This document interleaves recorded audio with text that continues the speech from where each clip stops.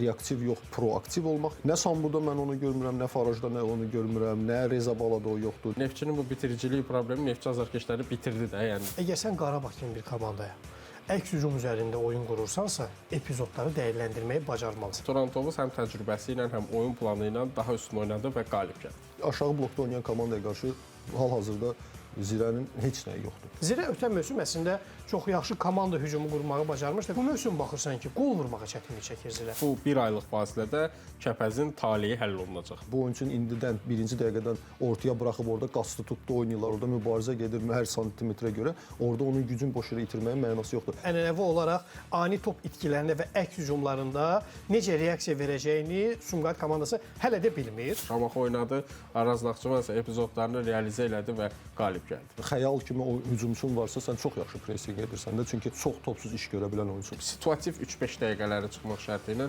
oyunun ipləri tamamilə Sabahın əlində idi. Bizi artıq növbəti 16 turda çox maraqlı mübarizə, çox maraqlı intriqa gözləyir.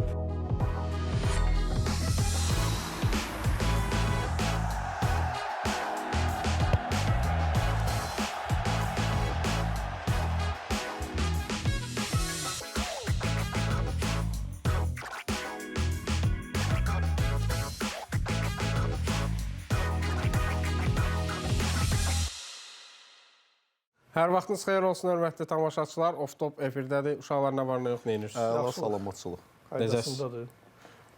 Məhsuldar həftə idi. Bu həftə oyunların... Necə olur məhsuldar həftə? Ölkə, ənənəvi 6 oyundan çox bir oyun artıq keçirdik. Elə bildim, sənin özün üçün də məhsuldar keçib həftə. Əslində mənim qeyri-məhsuldar həftəm yoxdur. Hər həftə, necə deyirlər, hadisələrlə boldur. Həm bu efir, həm o bir efir. Bax, paytaxt küçələrində çox olursan, bilirəm, gəzməyi də sevirsən. Piyada gəzməyi sevirəm. Müxtəlif küçələrdə, məsələn, Mirəli Qaşqay küçəsi var, nə bilim, Mikayıl Müşfiq küçəsi, Əhməd Rəcəbli küçəsi. Müxtəlif küçələrdə Ürfan sevir paytaxtın küçələrində gəzməyi həmçinin. Tamamilə doğrudur. Mən amma piyada bilirsən ki, gəzməklə çox aram. Yox, Firuz çörək almağa da maşınla Az qalıb, az qalıb. Teymur bilmirik piyada gəzməyi sevir, yoxsa sevmir. Hələ mən neçə ildir bir-birimizi tanıyırıq, elə bilmirəm ki, o səyahət xoşlayırsan belə gəzməyi piyada falan. Xoşlayıram, amma açığı bizdə məncə o qədər də yaxşı şərait yoxdur gəzmək üçün. Səki məsələsi. Ən azından səkilərdir, trotuarlardır, çox dardır, genişlik yoxdur. Obyektlərlə doludur. Şəhər yollarında Teymuru neçə dəfə olub ki, rastlaşmışıq da piyada gəzinti ilə bağlı. Faydalıdır əslində. Bəziləri həyatlarına tətbiq eləsinlər olur. Bəli, siz o rastlaşan vaxtı mən əslində orada dairəni dönüb maşınla keçirdim, sizi də görürdüm, hörmətli tamaşaçılar, nəysə. Bu dairə hansı dairədəndir? O məşhur Ukrayna dairəsidir. Olar. Tıxaca düşüb eləməmişdir. Düşməmişəm, orada geniş də dairədə. Futbol sarıdan isə həqiqətən də həftə məhsuldar oldu. Çünki sabah Qarabağ oyununu izlədik. Ənənəvi olaraq 6 oyun yox, bu dəfə artıq 7 oyun. Təxirə salınmış bir oyun var idi. Bəli. Və necə deyirlər, 16-cı tur öncəsi intriqanı xeyli artırdı və artıq Qarabağ nə edəcək, sabah Sumqayıt səfərində necə olacaq? Turu daha da maraqlı elədi bizim üçün. Çox maraqlı elədi. Həqiqətən də təkcə turu deməzdim. Hətta çempionatı maraqlı elədi. Bəli, tamamilə doğrudur. Çempionatı maraq qatdı və biz əslində bunu öncədən də demişdik ki, Qarabağın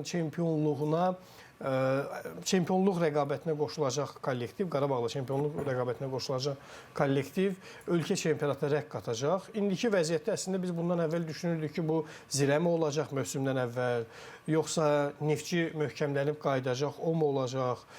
Turan Tovuz, Araz Naxçıvan, yəni Sumqayıt sadalayırdıq əslində. Sabahı da bura nümunə çəkirdik, amma indi bütün bu sadalanlar arasında Sabahın hətta Qarabağı xal baxımından üstələyərək birinci pilləyə qalxması və indiki vəziyyətdə artıq 16-cı tur başa çatıb, qış fasiləsinin qış çempionudur. Bəli, qış çempionudur. Ona görə düşünürəm ki, bizi artıq növbəti 16 turda çox maraqlı mübarizə, çox maraqlı intriqa gözləyir. Bəli. Amma elə turdan başlaya bilərik. Birinci oyundan başlayaq. Kəpəz Turan Tovuz oyunu. Gəncəlilər doğma meydanda indi elədir, yəni ev sahibidir.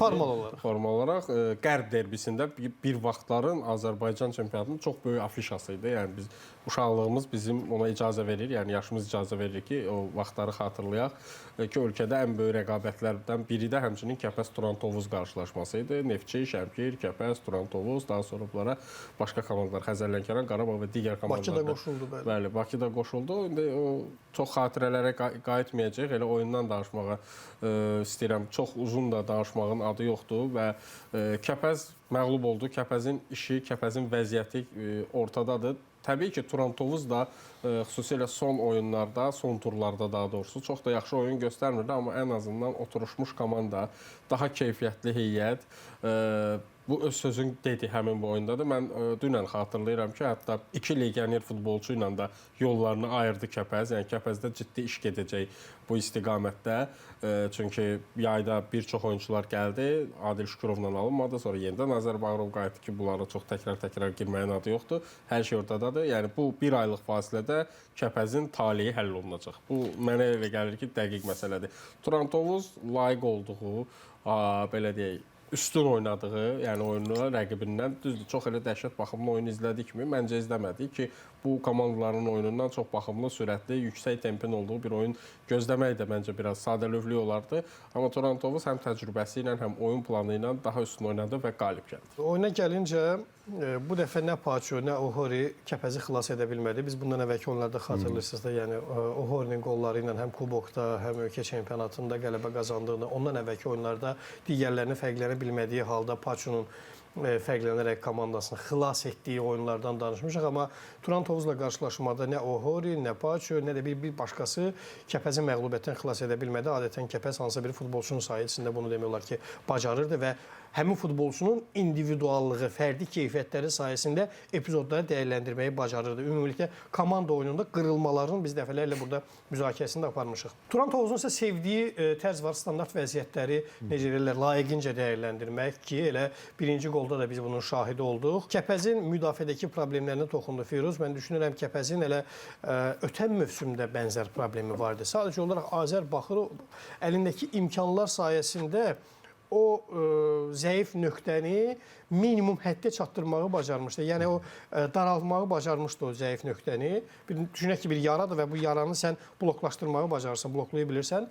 Amma Azər Bağırovun gedişindən sonra Kəpəzdə demək olar ki, həmin o boşluq bir qədər də böyüyüb, həmin o yara bir qədər də böyüyüb və Azər Bağırov yenidən gəlib və eyni missiyanla gəlib. Əslində demək olar ki, Kəpəz özünün özünə vurduğu zərbə, mən Kəpəz dedikdə burada ümumilikdə camiəni nəzərdə tuturam. Konkret şəxslərə yönəlik deyil bu. Kəpəzin özünə vurduğu zərbəni rəqibləri demək olar ki, heç biri ona heç nə edə bilmir. Çünki dalatdır komandanın xeyli gördüyü işi. Həqiqətən də zaman sarıdan xeyli dalatdır və biz elə indi baxırıq ki, yarpaq tökülməsi başlayır, qış fəslidir artıq və kimlərsə gedir, maraqlıdır. Yayda gələnlər mi gedir, onlar da gedəcəkmi? Bax, suallar çoxdur əslində. Və indi qış fasiləsində onlar bir növ reabilitasiya mərhələsindədirlər. Kəpəzin Azərbaycan futbolunun necə gərəkli olduğunu biz burada dəfələrlə qeyd eləmişik. Yenidən özümüzü təkrar edərək demək istəyirəm ki, Kəpəz Azərbaycan futbolunun bəzəyidir. Gəncə futbolu Azərbaycan futboluna lazımdır. Azərbaycan futbolunun inkişafı üçün bəlli şeylər var ki, onlardan biri də Gəncədir. Xüsusən də təzə stadionun tikintisindən sonra düşünürəm Kəpəzin öz meydanında oynaması, həm azarkeş sarıdan, həm meydandakı nümayiş olunacaq oyun sarıdan ki, nikbin yanaşıram, Gəncə futbolunu yenidən gündəmə gətirə bilər. Hesabda geri düşən Kəpəz bərabərlik axtarışındaydı, amma biz bunu sadəcə istək kimi gördük. Meydanda bunu realizəsi o qədər də gözə dəymədi və Turan Tovuzun da ən sevdiyi tərzlərdən biri budur. Rəqib nə oynadığını bilməsin, sadəcə irəli atılsın və mən onu cəzalandırım. Fikir verirsə, ancaq sol cinah və əks hücumlar üzərində quruldu və məsələ təkcə əks hücum da deyil də. Kəpəz sanki topu itirəndən sonra ola bilər heç əks hücum olmazsa, sadəcə meydanın mərkəzindədir, top itirir. Necə reaksiya verəcəyini belə bu oyunda bilə bilmədi. Yəni futbolçuların istər mövqe seçimləri olsun, istər boş nöqtələri sığortalamaq sarıdan olsun, istər oyunçularla bilmirlər ki, fərdimi oynasınlar, yəni birə-birə mi oynasın rəqibin oyunçuları ilə, yoxsa zonlarla mı bağlasın? Bu sarıdan çox xaotik vəziyyətdə idi Kəpəz bu oyunda. Təbii ki, burada Turan Tovuzun da əməyi var ki, o məcbur edirdi rəqibi bu cür səhvlərə yol versin. Amma mən düşünürəm, bundan əvvəl Kəpəzin itirdiyi enerji var idi. Kəpəz yorulmuşdu sanki. Həm kubokdakı mərhələ keçməyi, həm ölkə çempionatındakı son oyunda qələbə qazanmağı, yəni xalları əldə etməsi. Düşünürəm Kəpəzə artıq bir növ bəlli bir yerə qədər gücü var da bu heyətin, bu komandanın. Turan Tovuzla artıq başa-baş mübarizəni gətirə bilmədi və bu da təsir edən amillərdən biri oldu.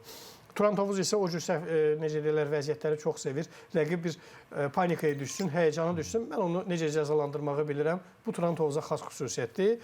Bir neçə epizodu var idi Turan Tovuzun. Onlardan ancaq ikisini fərqləndirməyi bacardı Turan Tovuz. Halbuki Turan Tovuzun epizodlarına baxsaq, bəlkə də Kəpəz böyük hesablı məğlubiyyətə gedərdi, amma demirəm rəhim etdi Turan Tovuz, sadəcə olaraq realizə edə bilmədi həmin o epizodları. Razıyam səninlə ki, Kəpəzdə sanki yorğunluq var idi və bu da əlbəttə ağla batanda kubok oyunda var idi. Özü də çox güclü almışdı onlardan və komandanın ümumi heyətinin də, gücün də, potensialının da, genişliyini də nəzərə alsaq, gözləmək olardı ki, Kəpəz yorğundur. Digər tərəfdən Turan Tovuzun dominant futbol oynaması üçün bəlli oldu ki, nə lazımdır. Bu da kifayət qədər zəif rəqib lazımdır. Və əsas məsələlərdən də biri Turanın oyununda istər hansı rəqibə qarşı olur olsun, bu da erkən qoldur. Bu oyunda da tərslikdən Kəpəzə qarşı erkən qol da oldu. 6-cı ya 7-ci dəqiqə idi, yəni Serranın qolu olanda. Ondan sonra yəni Turan istədiyi kimi oyun oynaya bilər. Yəni o birinci qol olmayanacan kimə qarşı olur olsun, Turanda həmişə problem var. Yəni orada artıq o istədiyi oyunu oynaya bilmir və bilmək olmur ki, necə olacaq. Amma erkən qol gəlirsə, Turan Tovuz rahatlayır, öz istədiyi oyunu oynayır və burada da təxminən elə oldu və oyun baxımından da doğrudan da Turanın çox böyük üstünlüyü var idi. Rəqəmlərdə də bu görsəndi. Əlbəttə ki, bu rəqəmlər topa sahib olma, ötürmə sayı deyil. Onlarda bərabər idi. Çünki Turan Tovuz heç bir halda o rəqəmlərə çox da can atmır. Topu verir ki, sən də oynayın. Oynayın, siz də oynayın. Əsas da erkən qol da olubsa tam rahat ikinci nömrə oynamaq olardı. Amma onunla belə epizod yaratmaqda həqiqətən çox böyük fərq var idi. 14-ün təxminən 0-a yoxsa 5-ə, 4-ə belə təxminən zərbələr var idi. 2-nin 16-ya. 2-nin 16-ya zərbələrdə fərq var idi. Qapıya tuş gələnlərdə 0-ın 4-ü ya 0-ın 5-ə idi. XG-də də ki 2-yə yaxın Turanda idi. 6-7 epizod, real qol epizodu mən saymışdım oyuna baxa-baxa. Yəni 2-yə yaxın XG-ni desək kifayətdir. 2-yə yaxın XG Turanda idi. 0,2 də ki Kəpəzdədir. Yəni demək olar ki, komanda qola ümumiyyətlə yaxınlaşmır. Yəni bu oyun haqqında çox da deyiləsi bir şey yox idi. Turan axırı ki belə deyək də o uğursuzluq sırasından çıxmış kimi görsənə bilər, amma hələ bu məncə bunu belə qələmə vermək olmaz. Çünki Kəpəz kifayət qədər həm yorğun vəziyyətdə idi, həm də ki kifayət qədər də pis oyun oynadı məncə.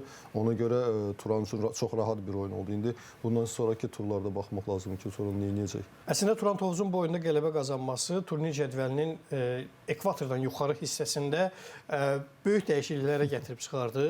Sumqayıtın xal itirməsi, Zirənin heç-heçə etməsi, Sumqayıtın daha doğrusu burada bir balaca 5-ci pilləyə yuvarlanmasına səbəb oldu. Turan Tovuz qalxdı 4-ə, ehtiyatında elə bir oyun da var. Nəzərə alsaq ki, yenə zəif bir komandaya qarşıdır, Qəbələyə qarşı. Qəbələ ilə Duman səbəbilə təxirə salınan oyundur və indi Zirə 3-cü yerə qalxdı və fikir verirsinizsə bu komandalar arasında Sumqayıtdır, Zirədir, bundan əvvəl Sabah idi, Turan Tovuzdur, Araz Naxçıvandır. Bu komandalar tez-tez yerlərini dəyişirlər həmin bu pillələrdə. Yəni 1-5, 1-6-cı pillələrdə. Aşağı pillələrdə isə bu qədər də deyil. Yəni xüsusən də Karvan Yevlax olsun, Qəbələ olsun, Kəpəz olsun. Orada oturuşmuş klublar. Elə ekvatordan aşağı düşmüşkən Karvan Yevlax Neftçi oyununa istəyirəm yavaş-yavaş keçid alaq. Karvan yeni artıq stadionunda Neftçini qəbul elədi və oyuna da yaxşı başladı. Mən düşünürəm ki, Karvan pis də oynamadı. Kifayət qədər üstünlüyü də var idi. Düzdür, epizod sarıdan elə də çox böyük və %100 epizodlar yarada bilməsə də ümumi oyun planında Neftçiyə qarşı yaxşı hazırlamışdı Füzuli Məmmədov öz yetirmələrini, öz daha doğrusu futbolçularını. Hətta deyir o türk şeir var, hər kəs öldürür sevdiyini. Vaxtilə Neftçidə kifayət qədər oynamış və Neftçinin simvol futbolçularından idi öz dövrünə görə Araz Abdullayev də, həm də çox böyük potensial idi. Araz Abdullayevin vurduğu qolla penaltidən vurduğu qolla önə keçir. Düz tavana astı topu. Yəni o texnikası, o istedadı var. Hər nə qədər artıq yaşı sözü desə də və 1-0 hesabı ilə Karvan Yevlax komandası hesabda irəli keçdi. Penalti epizodu haqqında açığı indi biz ifab deyilik. Ona görə çox da nəsə danışmaq da istəmirəm. Yəni bir insan əlləri belə tutub necə yüksələ bilər hava topuna, onu da bilmirəm. Amma qaydalar var. Qayda nə deyir? Qayda deyir ki, bu dirsəkdir və penalti verilə bilər. və verildi. Yəni ona görə biz hörmətlə yanaşmalıyıq. Bu ayrıca bir mövzudur. Biz bəlkə bir gün bu barədə qismət olsa, imkan olsa danışarıq. Çünki qaydalar heç də futbolun ruhuna, indi bu mövzudan da çox uzaqlaşmaq istəmirəm, uyğun olmayan bir çox qaydalar biz görürük, təəssüfdir. İkinci hissədə isə xüsusilə Neftçi ənənəvi olaraq hücumlarını artırdı, hücumda kəsər artdı, komanda artıq daha çox qapını düşünməyə və vertikal oynamağa başladı və epizodlar da yaratdı və həmişəki kimi epizodların içində olan futbolçular yenə həmişəki kimi davranmağa başladılar. İmad Faracı da, Basalu Sambusu da, hər nə qədər Sambusu oradan fərqlənsə də %100 epizodları başladılar sağa-sola xərcləməyə. Yəni bitiricilik problemi, Neftçinin bu bitiricilik problemi Neftçi azarkeşləri bitirdi də. Yəni bu qədər də %100 epizodlardan qaçırtmaq, şansları sağa-sola xərcləmək, yəni heç də həmişə şanslı olmursan. Daha sonra Sambu bir epizodda fərqlənib, orada çox ağıllı davrandı. Sürətdə keçdi qapıçının, topu başı ilə atdı və qapıçı artıq orada süni ortayı da nəzərə alanda, yəni dönüşlərdə qapıçılar, ümumiyyətlə futbolçular özlərini gözləyirlər. Çünki orada hər an ciddi zədə də ala bilərsən və mümkün qədər belə deyək, ani hərəkətlərdən qaçınırlar. Həm də orada artıq üz-üzə çıxırlar. Orada həm də artıq ətaləti var idi, qapıçı heç nə eləyə bilməzdi. Eləyə bilməzdi, bəli. Burada fizika qanunlarına da biz nəzərə almalıyıq təbii ki. O qaydası necə idi? O düstur necə idi onun? F bərabərdir MA. Elə idi, yoxsa mən unutdum hansı. F bərabər də MA idi. Mən elə F1 bilirəm. bərabər də F2 də vardı. Nəsə elə bir şey var. O mövzuya girsək 3-cü qrup uşaqları, xahiş eləyirəm. 3-cü qrup uşaqları. Yox, Teymurda Mən ikinci başladı. qrup. Teymur ikinci qrup. Amma fizika yoxdur. Orada da fizika yoxdur da, yəni o da humanitara daha yaxındır. Coğrafiya falan var idi. Bu ilin yarısına qədər birinci qrupa hazırlaşmışdı, sonra dəyişdi. Ola bilər, ola bilər. Bəli, buradan bütün abituriyentlərə də uğurlar arzu edirik. Uğurlar arzu eləyək. Neftçiyə gəldikdə isə, yəni O fizikada çətin bu aralar Neftçi məsələsini həll eləyir. Konkret olaraq biraz o dərsini oxumayan abituriyent kimi görsənir bu mövsüm. Oyun olaraq təbii ki, mübaliğə ilə deyirik bunu, məcazi mənada daha doğrusu. 1-1 oldu və yenə də o üstünlük Neftçidə idi və daha sonra bir oyun epizodu ki, orada artıq uzatmalarda biraz səliqəsiz davrandı Karvanyollahın oyuncusu. Çox tələsdi topu uzaqlaşdırmağa və orada Emin Mahmudov da mən düşünürəm ki, biraz da yəni topu sadəcə olaraq o rəqibdən daha tez vurum, onsuz da o məni istənilən halda bu qaydanı pozacaq. Orada artıq klass, təcrübə, futbolçu duyumu, bəli, futbolu duymaq, o hissiyat iki oyunçu arasındakı fərqi göstərirdi və amma biraz çox sərt oldu zərbə. Zədələnə də bilərdi Emin. Xoşbəxtlikdən yəni zədəsi ciddi olmadı və daha sonra Emin elə öz daha doğrusu Jorginho ayağı penaltini yerinə yetirdi və Neftçi layiq olduğu qələbəni qazandı. Xüsusən ikinci hissədəki oyundan, amma Neftçidəki problemlər bəllidir. Yeni məşqçi gəlib. Neftçi üçün biz hələ daha geniş danışa bilmək üçün yenə də təəssüf ki, gözləməliyik. Çünki o qədər çox tez-tez dəyişiklik olur ki, biz konkret nədənsə danışa bilmirik. Bayaq yaxşı nümunə gətirmişdi abituriyentlərlə bağlı, dərsə hazırlıqla bağlı. Məndə də olub bir-iki mövzularda, amma sinif yoldaşlarım arasında elə istedadlı uşaqlar var idi ki, ondan əvvəl danışan bir-iki nəfərdən həmin mövzunu öyrənib çıxıb onlardan da yaxşı danışa bilir. Mənim son 3 ilim məktəbdə elə keçib, mənim əzizim. Yəni o görürsən, sanki bax indi biraz obrazlı şəkildə dedim də, səndən əvvəl 2 nəfər çıxır dərsi danışır, mövzunu danışır. Məsələn olsun coğrafiya olsun, tarix olsun. Bəli. Və həmin o oturub dinləyən, dinləyici çıxır o 2 nəfərdən yaxşı dərsi danışır, ondan da üstün qiymət alır. Olub, yaşamışam onu belə. Başına gəlib də belə bir hadisə. Yaxşı Neftçi mən, üstün qiymət alan mən. Mövzudan o qədər də agah deyil, eşitdikləri və yaxud da ki, götürdükləri sayəsində ortaya bir əsər gətirib çıxara bilir. Qəşəng bənzətmə. Və bu bənzətmə, bu obrazlı şəkildə mən bu gün Neftçinin oyununa şamil edə bilərəm. Qələbə qazanır. Yəni yüksək qiymət aldı, 3 xal aldı. Amma meydana baxanda görürsən ki, epizod var, amma nəsə yoxdur. Oyun olaraq mı deyim, oyunçular arasında rabitəsizlik mi deyim, mövqe hücumlarının keyfiyyəti mi deyim, əks hücumlarının keyfiyyəti mi deyim.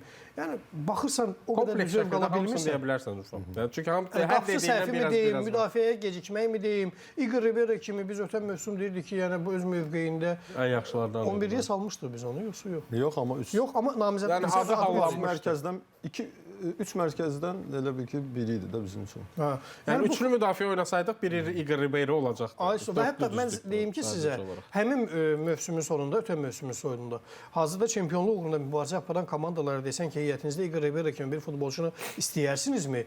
Düşünmürəm ki, onlar yox deyərdilər. Çünki həqiqətən də bacarıqlı və keyfiyyətli futbolçudur.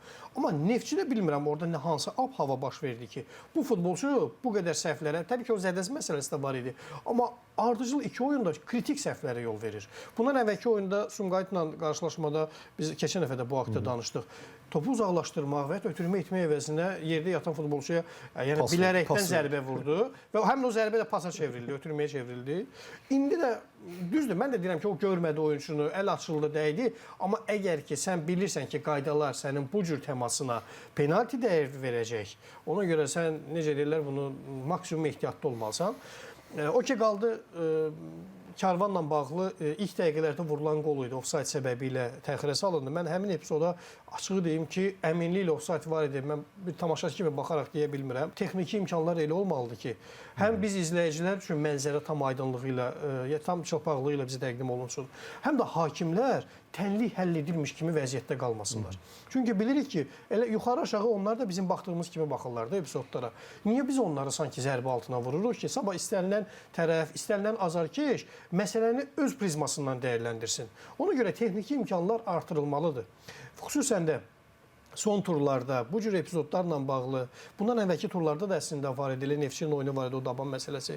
İstər kadr sarıdan, istər texniki imkanlar sarıdan, topun xətti keçməsi, keçməməsi, ofsayt xətti, bütün bunlar bizim hakimlərimizə dəstək olmalıdır. Bugün biz sevinirik ki, bizim hakimlərimiz, FIFA dərəcəli hakimlərimizin sayı artır, artıq onların sayı 4-ə çatıb, 2-lərdən gedir söhbət. Və bu cür texniki imkanlar onlara dəstək olacaq ki, onlar özlərini kəşf etsinlər, realizə etsinlər oyunlarda və eyni zamanda beynəlxalq oyunlarda da yolunu açsın. Bu həmin epizodla bağlı qeydim idi və belə epizodlarda, belə çətin texniki imkanlar şəraitində onlar doğru qərar verirlərsə, mən hakimlərimizə alqışlayıram.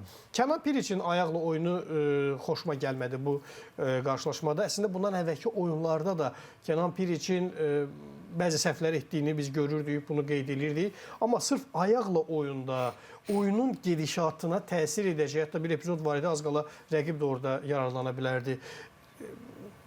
Oyunu, ayaqla oyunun zəif olması Kənan Piriçin Neftçinin məhz geridən hücum qurmasına, çıxışına ciddi mane olan səbəblərdən biridir. Hələ bəlkə də onu ayaqla yaxşı oyunçu kimi gətiriblər komandaya. Yəni oyunda sən fikir verdin də, yenə bax, sual mənə yaranır. Bundan əvvəl İqor Rivera yaxşı oyunçudur. Kənan Piriç də ayaqla yaxşı oynayıb deyə Neftçi bəlkə də dedim, amma yenə də ta ki bəlkə də gəldi. Gəldi, nə baş verdi ki, bu futbolçular inkişaf etmək yerinə zəiflədilər. Çünki ortada bir normal oyun sistem, stabillik yoxdur. Ona görə biz hər dəfə stabillikdən danışırıq. Və sözün açığı bu qapıçının hansı keyfiyyətlərə görə Neftçiyə gətirildiyi sualları tutarlı cavab tapa bilmirik. Amma mən qapıçı kimi də səhvlərini çox görmüşük. Mən düşünürəm ki, xüsusən də yeni baş məşqçinin gəlişindən sonra bu cür silsilə səhvlər davam edərsə, düşünürəm Kenan Piriçin Neftçidəki karyerası uzun müddət çəkə bilməz. İndiki performansı ilə. Bəlkə növbəti turdan artıq artıracaq. Daha güclü biz Piriç görəcəyik. Hələ ki gördüyümüz odur ki, gördüyümüz mənzərə ilə yəni düşünürəm ki, Vernidub bu keyfiyyətlərlə, qapıçıyla yaxşı mövsümün sonuna tutaq ki, ola bilər indi müqavilə şərtləri var, nə var, büdcə var, nə var. Bütün bu detalları nəzərə alaraq bəlkə də mövsüm sonuna gəlsin. Rıza Cəfərov da var, unutmayaq. Amma inkişaf edən Neftçi üçün, güclənən Neftçi üçün növbəti mövsümdə Piriç etibarlı qapıçı olacaqmı? Bu məndə böyük sual yaradır. İqor Rivera məsələsi yenə öz məharətini göstərdi, amma söhbət dırnaqarası məharətindən gedir ki, bayaq elə Sumqayıt oyunda da bunu qeyd elədik, bu oyunda da bunu qeyd elədik. Bir də fikir verirsə, Farajın da bir neçə epizodu var idi, Sambonun da bir neçə epizodu var idi. Yəni bu qədər epizoddan biz bayaq Turan Tovuzu qeyd elədik, amma orada demirik də bir futbolçunun üzərinə düşən məsələ var. Amma İmad Farajın bu qədər epizod düşür əlinə, Sambonun bu qədər epizod düşür əlinə və bunların böyük əksəriyyətini dəyərləndirə bilməmək, bu da eyni zamanda psixoloji gərginlik gətirir. Bu da komandanın ruhuna mənfi təsir edən amillərdəndir. Sambo deyək ki, yaxşı, indi ötən oyunda da bir qol, bir ötürmə, bu oyunda da yenə fərqləndi. O Abubakarın ehtiyatda qalmağı ən çox Sambonun işinə yaradı ki, yəni hiss edir ki, sən olmasan xəttrik eləyə bilərdi Sambo. Yəni bu qədər fürsətlər elə düşür. Yaxşı, buna cavab tapa bilmirəm ki, əgər bir futbolçu xüsusən də legionerdirsə, demək ki, bunda üstün nələrsə var ki, bu gəlib də başqa ölkəyə. Niyə bu qədər epizodları sağa-sola xərcləyir? Təbii ki, xəsislik, futbol xəsisliyi sevmir, amma bədxərcliyi də sevmir. Bədxərcliyi də sevmir və bir məşqçinin sırf istədiyi seçimləri eləyib klub biraz gələcəyi nəzərə almayanda belə problemlər yaşanır. Bunu da mən demirəm. Bütün transferlərlə bağlı elə Neftçinin sabiq baş məşqçisi mövsüm əvvəlində Neftçi TV-yə deyəsən müsahibə verərkən demiş ki, bütün transferlər mənim istəyimlə, mənim razılığımla gedir. Bəli, Samir Abbasovdan söhbət gedir. İndi Samir Abbasov yoxdur, həmin oyuncular burdadır. Daha sonra bir keçən dəfə dediyim Milan örnəyi yada düşür. Firuz, orada da bir izah var idi. Əslində o fikirləri bir fərqli yozumu da oldu. Yəni bundan əvvəl mən belə başa düşdüm ki, Samir Abbasov orada bir detala toxunurdu, amma yenə deyirəm bu mən belə başa düşdüm belədir. Ola bilər ki, bəlkə də həqiqət fərqli ola biləcək əlbəttə ki. Yəni bundan əvvəlki transferlər mənim rəyim əsasında, mənim belə deyim, xeyir-duam əsasında olmuyor. Çünki mövsümün ortasında gəlmişdi. Amma burada artıq mənim rəyim var. Yəni mənə deyirlər ki, falan oyunçu var. Necədir? Baxmışam, bəyənmişəm, demişəm, hə, olar. Yəni birbaşa mənim inisiativim deyil ki, gəlin bu futbolçunu da alaq. Mən də yəni skautluq eləməmişəm. Mən belə başa düşdüm. Özləri skautluq eləmirlər. Klubun əslində skaut departamenti olmalıdır. Klubun bir deyim ki, bu işlər bizim ölkədə çox təəssüf ki, biz Qəbələdə falan görmüşük belə şeyləri. Qarabağda müəyyən qədər Qurban müəllim var deyə, indi orada həm də o bir növ menecerliyi də özü edir, amma normalda klubların, peşəkar klubların idman direktorları olmalı. Bu bizdə ənənədir. Bizdə ənənədir. Hətta Ağasəlim müəllimin vaxtında da yəni başqa məşqçilər, başqa komandalara məşqçi kimi gedəndə ölkə yerli oyunçular arasında da 4-5 nəfər əsas oyunçular var ki, onlar hansı komandaya getsə, həmin komanda çempion olur da. Yəni bu ənənə o vaxtdan var idi. Məşqçi nüfuzunun həmin transferlərə təsiri məsələsi. Amma indi bayaq Teymurun da dediyi kimi elə bir xaotik dövr, bəlkə də keçid dövrü deyək, hazırda Neftçi üçün biraz uzun çəkdi bu keçid dövrü. Bu da təsir edən amillərdən biridir bəlkə. O oyunçuların bu qədər epizodları, yəni korlaması bu baş məşqçi məsələsi deyil. Düzdür, burada komandanın ümumi stabilliyi məsələsi çox vacibdir. Həm qapıçıda da bunu deyəndə nəzərə alırıq, müdafiəçinin də oyununda, yəni komandanın hər bir oyunçusunun öz potensialını tam göstərməsi üçün komanda yaxşı əhval-ruhiyyədə olmalıdır. Komanda da özünə əminlik olmalıdır. Baş məşqçi ilə oyunçular arasında bir vəhdət olmalıdır və komandada meydançada göstərdiyi, məğlub olsa belə, amma göstərdiyi oyunla özünə bir əminlik qazanmalıdır. Nə o, nə bu birisi, nə üçüncüsü Neftçidə mövsüm başlarından yoxdur deyəndə aydın məsələdir. Amma o oyunçuların oyununa da baxıram da, yəni olur ki, o komanda epizod reallaşdırmır. Bu normaldır, futbolda olur. Amma oyunçuya baxanda görürsən ki, bu onun heç güclü tərəfi də deyil. Yəni oyuncu var ki, baxırsan ki, topla yaxşıdır, driblinq edə bilir, sürət var. Amma final mərhələsi gələndə başa düşürsən ki, onun güclü tərəfidir. Yəni epizodu reallaşdırmaq, son toxunuş etmək və reaktiv yox, proaktiv olmaq, yəni oyaq vəziyyətdə başını qaldırıb qapıya baxmaq, şuurlu şəkildə qərar vermək. Yəni bunlar hamısı fərqli istiqamətdə bacarıqlardır.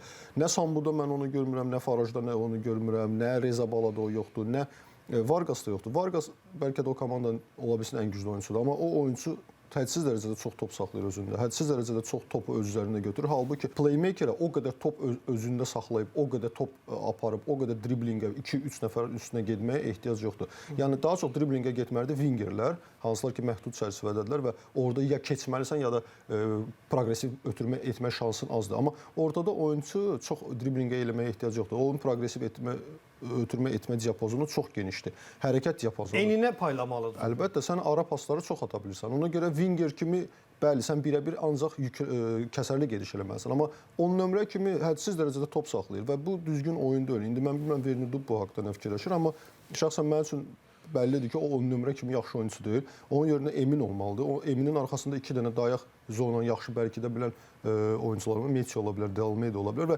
Vargas'ı winger kimi istifadə edir. O interior biraz sərbəstlik vermək lazımdır, amma meydanın orta hissəsində. Yox, əksinə Vargas'ı cinah tərəfə keçirmək lazımdır. Belə bir sən lap çəkirsən onu cinaha. Əlbəttə. Ona görə deyirəm ki, ortada oynayır, çox top saxlayır. Emin onun yerində daha yaxşı dispatcherlik, daha yaxşı playmakerlik eləyər və paylayıcılığı da. Bəli, arxada da 2 dənə dayağı olsa, Eminin o topsuz işi də biraz azalmış olsa, yəni playmaker kimi kreativdə Emin ondan daha intellektual futbolçudur. Vargas isə gəlirəm, topda problem yoxdur, texnikası yaxşıdır, driblinq, amma bunu hədsiz dərəcədə çox eləyir. Yəni futbol zəkası yaxşı bir 10 nömrə playmaker kimi deyil. İndi ola bilsin off-top alınacaq, amma təxminən həmin işi situativ olaraq çox oyunlarda Simic də görür də sabahda. Heç vaxt artıq əski topla oynamır. Heç vaxt çox özündə saxlamır. Zona varsa zonaya hücum edir. Ötürmə məqamıdırsa dərhal ötürür və neçə dənə bitirici epizodu var. Golun 99% demək olar ki, o Simicin ötürməsində. Və neçə dənə də özü doldurub. Topla polemikaya girməyən futbolçuların xəstəsiyəm. Okey, amma məsələ ondadır ki, düzdür, wingersənsə, mümkün qədər az toxun, işini gör. Amma bayaq dediyim var ya, xəsisliyi sevmir, amma bədxərcliyi də sevmir. Bax o detallardır. Onu sözümü nəyə gətirirəm? Yəni bu xəsislik deyil, bu oyunçunun ümumi futbol mentalitetidir. Bu futbolçunun tərzi budur. Futbolçu doyumudur. Bəli, bu futbolçu belə oynayır. Topu götürür, iki oyunçunu keçmək istəyir. Yenə deyirəm, amma bunu ortada eləmirlər. Dünyanın top klublarına da baxsaq, götürək Barcelona. Barcelonada top oyunçu keçənlər hardadılar? Hamısı cinaqlardadır. Lamine Yamaldır, Rashford ola bilər, Rafinha. Ortada kimlər oynayır? Topla güclü oynayan oyunçular, qısa ötürmələrlə kombinasiya quran Pedrisidir, Olmosudur. Yəni onlar heç vaxt top götürüb 3 dənə oyunçu keçmirlər. Varqası qoyublar ortaya 10 nömrə kimi, ancaq oyun top götürüb oyunçu keçir. Bu onun xəssiyyətidir. Onu heç kim dəyişə bilməz. Harda da oynasa elə oynayacaq. Amma gəlin onu qoyaq onda sola, belə bir interiors deyilən termin vardı. Interiors kimdir? Nə wingerdir, nə də mərkəz oyunçusudur. Yəni yarımcınaq, yarım müdafiəsi kimi. Half space-ə düşsün deyirsən. Hə, yarım cinaqda oynayacaq. Cinaq onunsun da orada. Keçmək də üstünlük verəcək artıq. Həm mövqe açacaqsan özün üçün. Həm də müdafiənin deməli çaşbaş salacaq da, boş zonalar yaradacaq. Həm də ki, yenə də sənin driblinqin orada daha mənalıdır. Bəli. Çünki sən orada zaten onsuz da birə-bir gedib oyunçu keçməlisən. Amma ortada çox top saxlayır. Nəysə uzun sözün qısası, yəni oyunçuların o epizodları reallaşdırmaması elə oyunçuların keyfiyyətindən irəli gəlir. Bu təəssüf ki, oyunçuların seleksiyasından başlayır. Amma yenə də Verniudub bununla nəsə eləyə bilər. O da nə? Komanda getdikcə biraz nəticə qazandıqca, biraz sakitlik, stabillik gələndə də oyunçularda da o mental belə deyək də bir əminlik yaranacaq. Onu da nə ilə eləmək olar? Birinci növbədə bu oyunda da mənə elə gəldi. Ola bilsin ki, bu rəqib də o qədər də müqavimət göstərmədi, amma elə oynaya bildilər. Bu da nədir? Bu da biraz vertikal futbol idi. Bundan qabaq Neftçi gəlirdi, yüklənirdi rəqibin qapısının ağzına, sıxlıq yaranırdı. Sən də bitirə biləcək oyunçun yoxdur, amma yalandan niyəsə yığılmısan rəqibin qapısının ağzına. Mənası nədir? Mənası yoxdur. Ona görə bu komanda ilə daha vertikal oynamalısan. Yəni rəqibə də biraz imkan verməlisən oynamağa, biraz keçid mərhələlərindən istifadə etməlisən və elə futbolda Neftçi biraz daha kəsərli ola bilər. Çünki zonalar istərseniz daha boş olacaq. Orada bəlkə də nəsə eləmək olar. Belə oynaya bu oyunda biraz gözümə dəydi. Biraz komanda vertikallaşmışdı. Ola bilsin ki, burada meydançı amili də vardı. Çünki bu meydançada çoxdur kombinasyon futbolda oynamaq olmur. Çox topla belə top çevirmək də yaxşı olmur. Amma yenə də indi baxmaq lazımdır növbəti turlarda necə olacaq. Komandanı biraz vertikallaşdırıb və Varqası ortada oynatmağı mən yaxşı fikir saymıram. O solda daha yaxşı ola bilər. Məncə mərkəzdə isə emin. Əsaslandırdığım fikirlə razılaşıram. Dostlar, yəni, görək necə olacaq. Aldadıb keçmək məsələsi isə cinahda daha faydalı ola bilər. Təbii ki. Turun növbəti oyununda Zirə İmişli maçında ümumiyyətlə qol səsi eşidilmədi. İmişli üçün təbii ki, bu bir xal məncə yaxşıdır. Səfərdə Zirə kimi komandadan bir xal götürürsən, oyun da elə nəticə də, oyun da normal olaraq oyuna uyğun nəticə oldu deyə düşünürəm. Zirə üçün itirilmiş iki xaldır, amma Zirə bu il bilirik heyətdən də bağlı çox ciddi problemlər yaşayır. Oyunda da bəlkə də bundan qaynaqlanan bir düşüş var.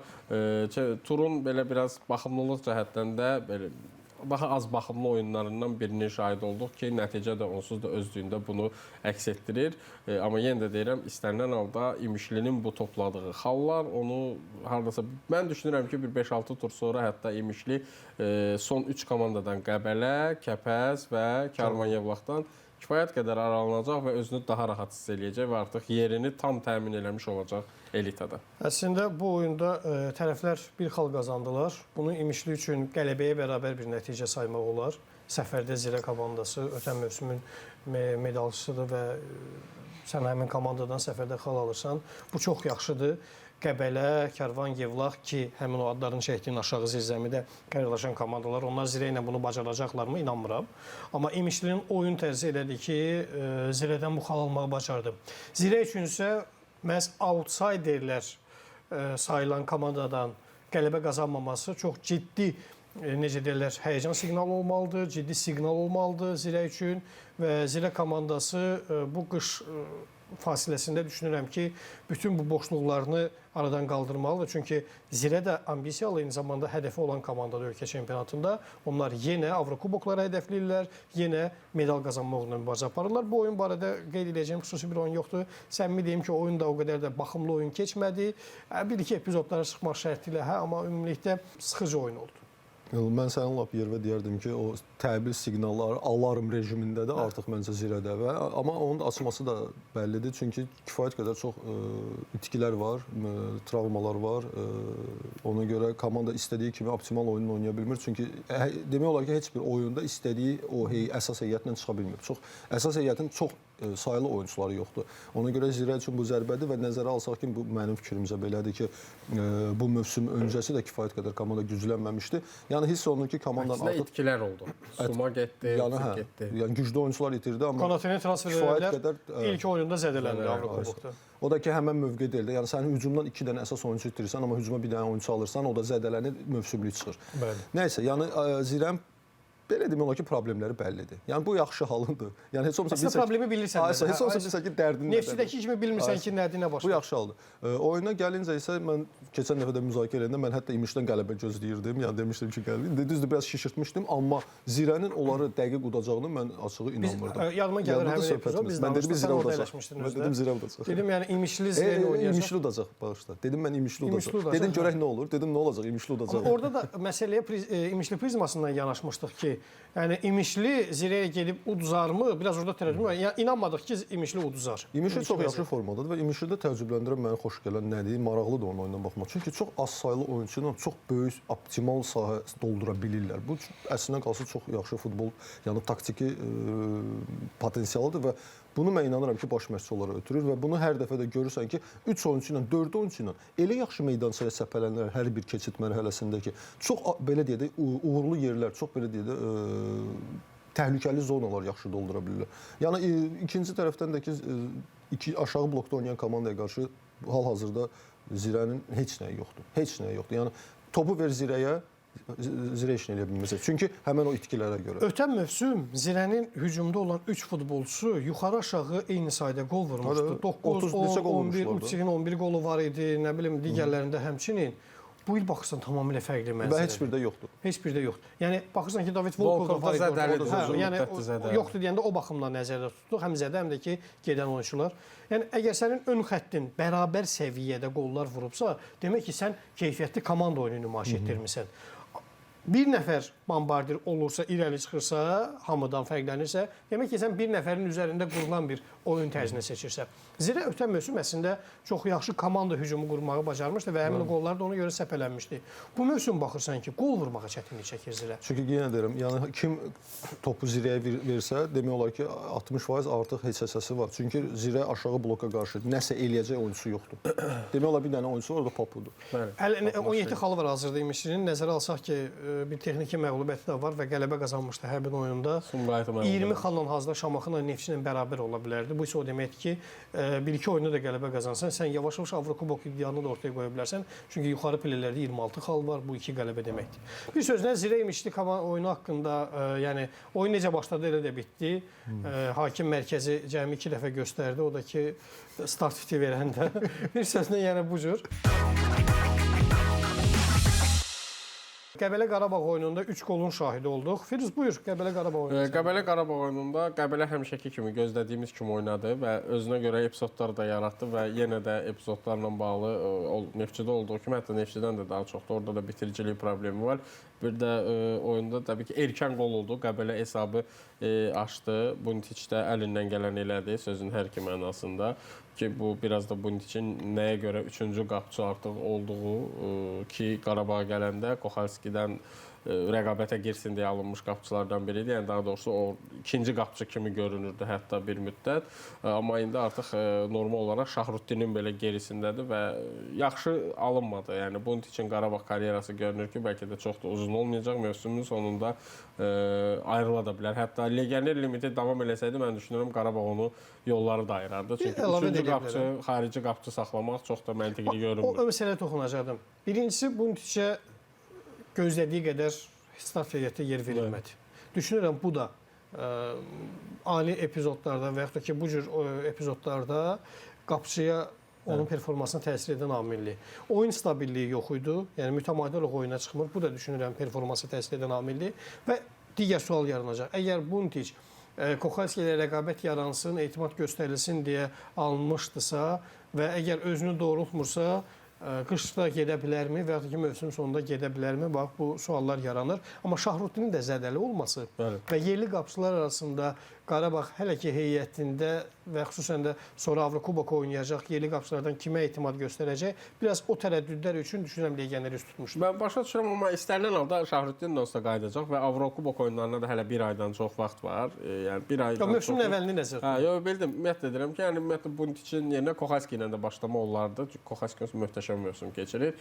Xülasə Qəbələ hesabı açdı, öz oyununu da oynadı, amma mən burada düzdür Qarabağ rotasiya ilə çıxmışdım, amma həm keyfiyyət, həm təcrübə, həm oturmuş oyun planı istənilən halda öz sözünü deyir. Yəni səviyyə fərqi deyilən bir şey var. Biz özümüzü ha öldürsək də, ha nəyisə xırdalasaq da burada sonunda icraçılar futbolçulardır və onların keyfiyyəti, onların anlıq yanaşmaları, onların soyuqqanlılığı, onların meydan içində göstərdikləri liderlik keyfiyyəti, oyunu idarə etmək, rəqibin üzərində qurduqları baskı, özlərinə əminlik, bunlar öz sözünü deyir və həmin oyunda da öz sözünü dedi və normal olaraq Qarabağ oyunda geri dönüş elədi və 2-1 hesabı ilə qalib gəldi. Həm Bədavi Hüseynov uzun müddətdən sonra səhv eləmirəmsə qol vurdu, fərqləndi. Bu mövsümdə ilk qol. Bu mövsümdə çünki çox da oynamır, əsasən liqa oyunlarında şans tapır onsuz da Bədavi Hüseynov. Daha sonra Yankoviç fərqləndi və Qarabağ layiq olduğu 3 xalını qazandı.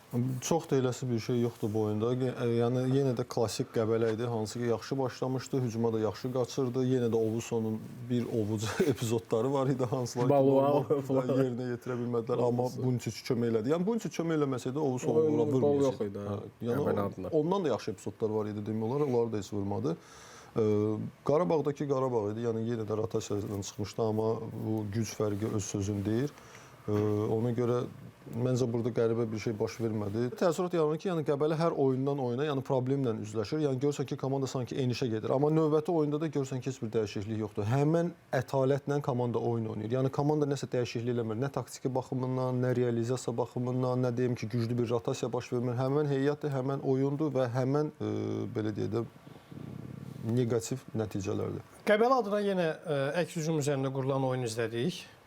Baxmayaraq ki, ilk qolu Qəbələ vurdu. Xatırlayırsansa Teymur, Firuz, biz bu vaxtda dəfələrlə qeyd eləmişik ki, Qarabağ birinci qol buraxanda sanki istədiyi senari üzrə gedir. Çünki topa nəzarət ondadır, hücum sıraları, yəni hücumların sayı sıralanacaq. Qəbələ isə qolu vurandan sonra oyunu qurdu əks hücum üzərində. Sadəcə bir məsələ var ki, əgər sən Qarabağ kimi bir komandaya əks hücum üzərində oyun qurursansa, epizodları dəyərləndirməyi bacarmalısan. Gör kimə deyirdi. Yəni bu müəyyən mənada Ovusuya deyirsən o. Baluaya da deyirdi. Baluaya deyirsən o.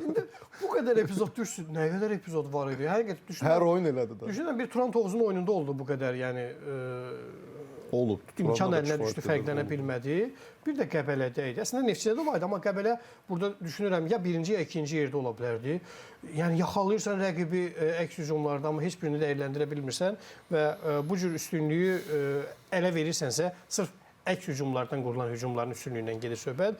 Qarabağa verirsənsə, Qarabağ bunu necə ellər bağışlamır. Çox möhkəm müdafiə xəttinə malik olmasına əgər Qarabağa üstünlük verirsənsə, Qəbələdə də həmin o haqqında danışdığımız müdafiənin zəifliyi, hücumun çoxluğu, amma məhsuldar hücumlar sarıdan kasad olması özünü göstərir. Hələ Murad Musayev qayıtmışdı.